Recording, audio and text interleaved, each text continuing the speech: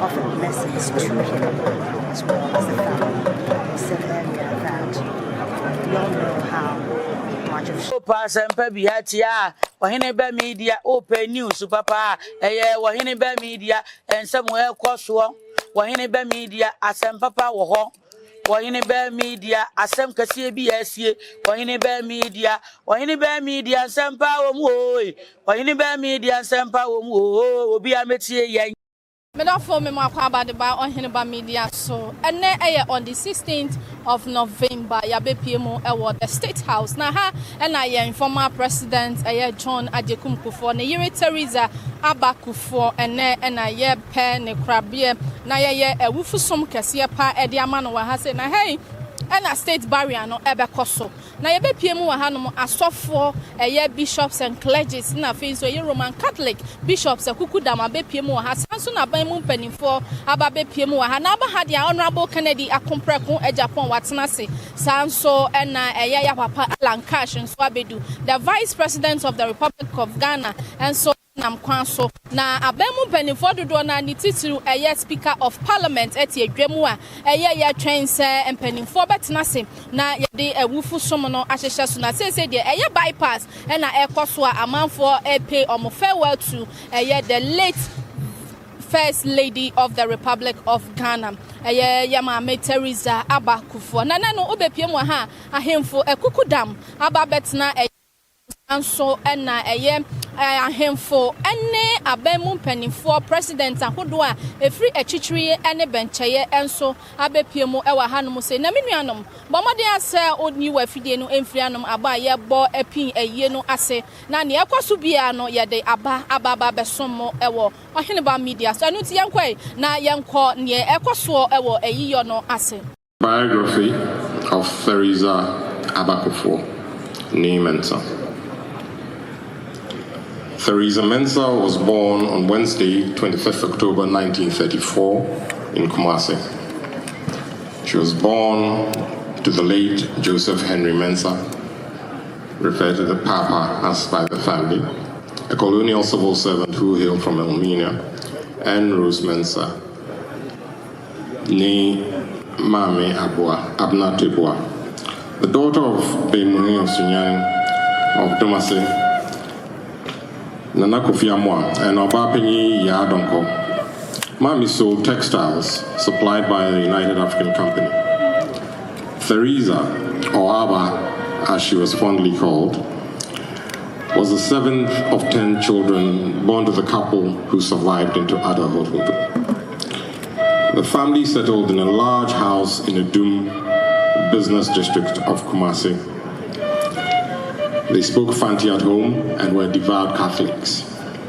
The family was close-knit, so she grew up supported and surrounded by love.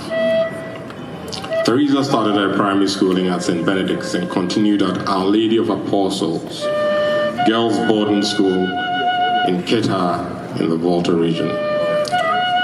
During the holidays, she and some of her siblings would visit their eldest sister, Grace Christacton, a senior educationist who lived in Tamale with her husband, Edward Christacton. Theresa had a ear for languages and learned Ewe and Hausa, in addition to the Twi, Fanti, and English that she spoke flawlessly. After Standard 7, she declined to complete forms that would have allowed her to continue her education at Ola. She stuck to her decision, even though her eldest brother, J.H. Mensah, aka Uncle Abio, to whom she was close, encouraged her to pursue academic study. Theresa chose instead to work at a Komfanoche hospital as a staff nurse. She started this job without her father's knowledge, but he offered her his support when he realized how determined she was. Papa decided that Jay Jr. should help Theresa enroll in a nursing training course in Edinburgh in the United Kingdom. Brother Abio helped his sister with all the forms, including her passport application. The passport arrived late, when the nursing court had already started, and her brother noticed officials had made an error with her date of birth. He pointed it out to her, but she refused to delay the trip any further, and the mistake became her official date of birth. Between 1958 and 1961, she trained as a registered general nurse at the Edinburgh Southern Hospital School of Nursing. Life in Edinburgh was good despite the weather. Theresa enjoyed the social life and made some good friends. One of her friends, Emma Bento, became her sister-in-law when she married Dr. Peter Mensa, now deceased, who was Theresa's older sibling. In 1962, Theresa completed her midwifery Part 1 at the Nuffield Maternity Home in Oxford, followed by Part 2 at Paddington General Hospital on the Harrow Road in London, now known as St. Mary's Paddington.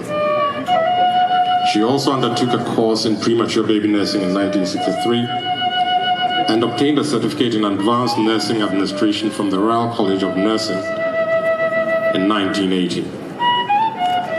Before continuing her studies in Oxford, she attended the Republic Day dance in London with a friend in 1961. Unknown to her, a young man who had recently been called to the bar at the Lincoln's Inn was also going to the dance. Coincidentally, he was planning to move to Exeter College in Oxford to further his studies and had been advised by a friend to take a good look at Miss Theresa. John Kufour had set his heart on working in public service and wanted to find a Ghanaian woman to support him in that career. He asked for a change of partners on the dance floor and introduced himself to Theresa.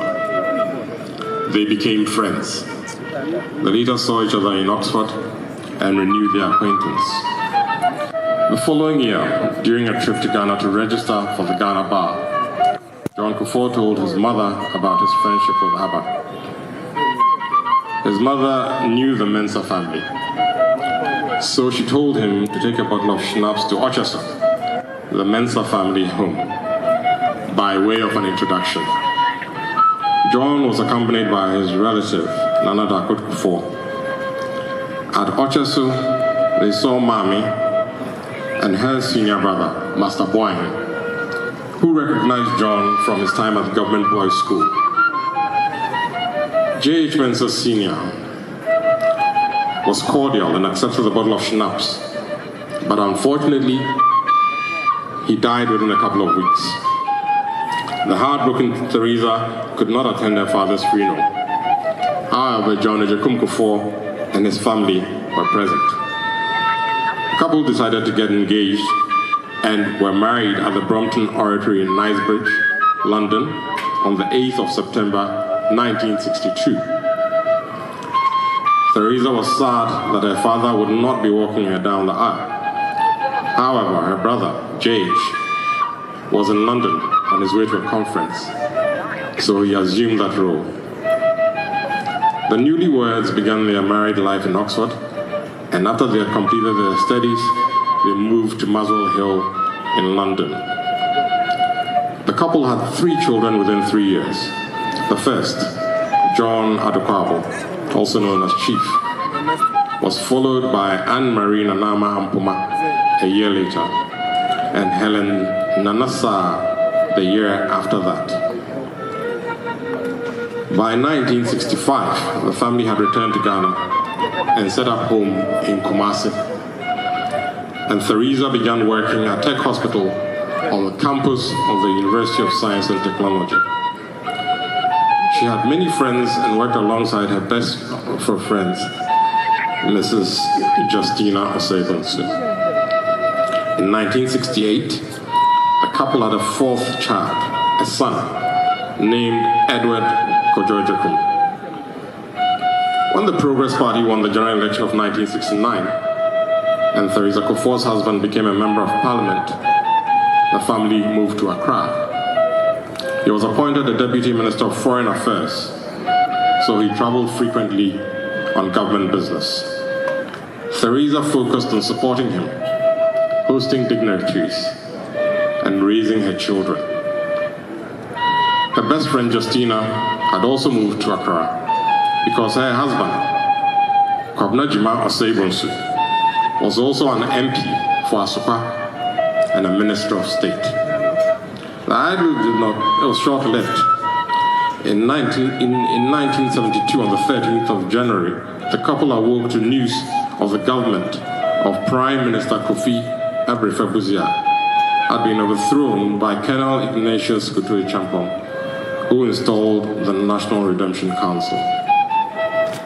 Theresa's husband entered political detention at Asher Fort in Accra while she was expecting her 5th child.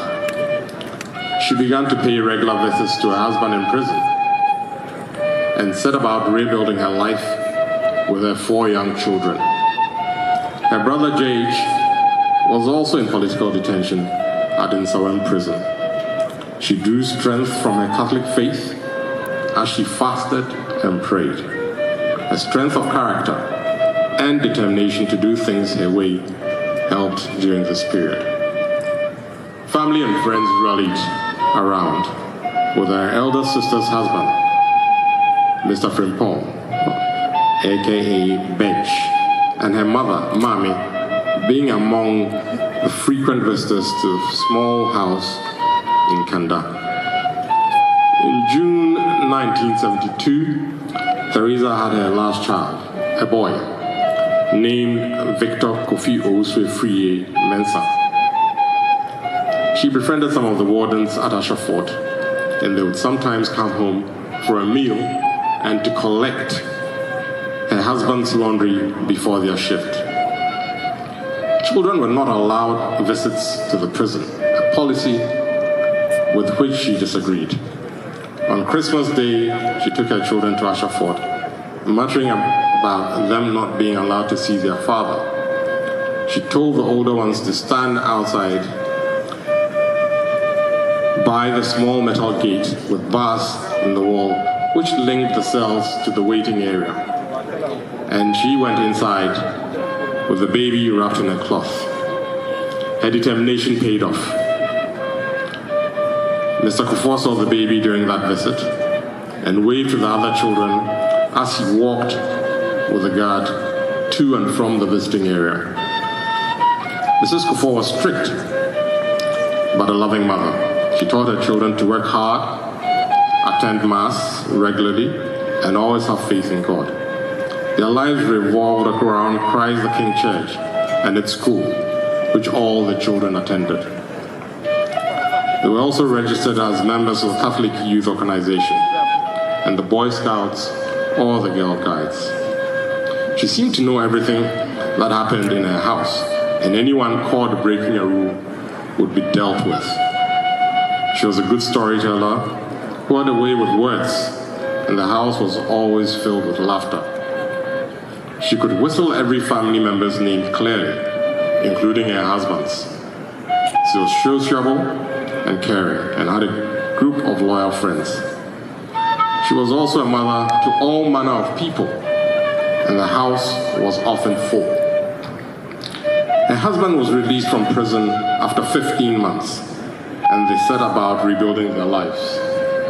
In the middle of 1973, she began work as the first matron of the newly established Cocoa Clinic. The Third Republic was inaugurated in 1979, and Theresa's husband re-entered Parliament as the Deputy Minority Leader.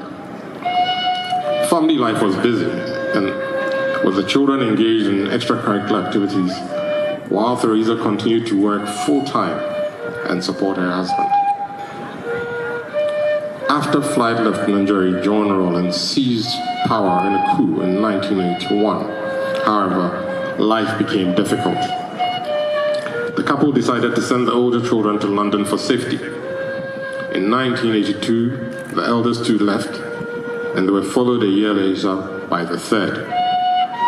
Mrs. Kufour was now supporting her family on 2 continents. She left Cocoa Clinic and ventured into self-employment. In 1992, it was decided that Ghana would return to democratic rule, and Theresa threw herself into supporting her husband in all his campaigning. She extended her network, attended rallies, and used her local language skills to good effect. She spoke Ga fluently too.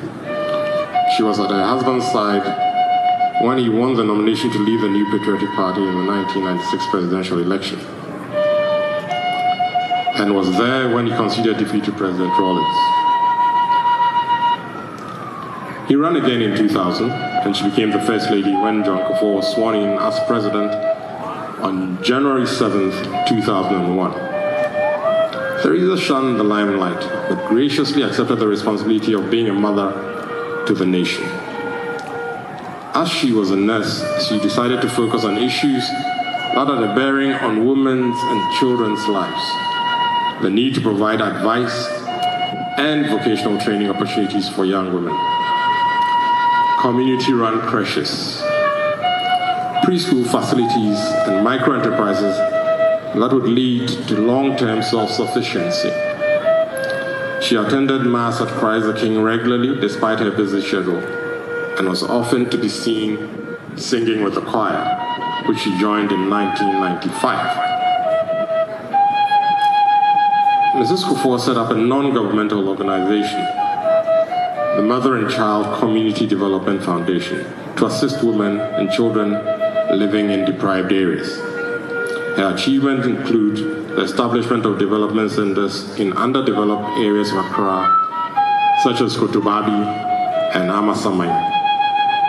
She facilitated the acquisition and installation of a mammogram machine at Sinyani General Hospital and sponsored training in soap making, dressmaking, shea butter processing in such areas as Kumasi, Kufour, and the then 3 northern regions. The foundation also built and equipped a bakery in Nsawam. She spoke tirelessly about the need to curb the spread of HIV/AIDS in Africa by setting targets for prevention, treatment, care, and support. She traveled extensively, locally and internationally and without her husband. Theresa was a good ambassador for Ghana. She worked behind the scenes to influence government policy in areas such as free school feeding, free medical care for pregnant women, and free, compulsory, and universal basic education. After her husband left office in January 2009, Theresa continued her advocacy and support work through her foundation. She also spent more time with her children, grandchildren, extended family, and friends. She visited her siblings, Brother J.H., Brother Peter, and Sister Amma often. She attended Mass even when she was unwell, because she did not want her brother to miss seeing her at church and worry. She was proud when in 2010, the Vatican bestowed on her the papal award of Dame of the Order of St. Gregory the Great. Theresa retired from public life due to ill health. She bore her illness bravely and with quiet dignity. She caught a cold at the end of August 2023 and was admitted to hospital. She rallied and was discharged after a few days, but remained frail. She slipped away gracefully and peacefully at her family house in Peduase in the afternoon of 1st October 2023, with her family gathered around her. She is survived by a husband of 61 years, John Ejekum Kufour, one sister, all 5 of her children, and 14 grandchildren. May she rest peacefully in the bosom of our Lord. Amen. Sempe biatia Oheneba Media open news papa Oheneba Media and somewhere koso Oheneba Media asem papa wo ho Oheneba Media asem kase bi asie Oheneba Media Nsempa wo mu o Oheneba Media Nsempa wo mu o obi ametie yen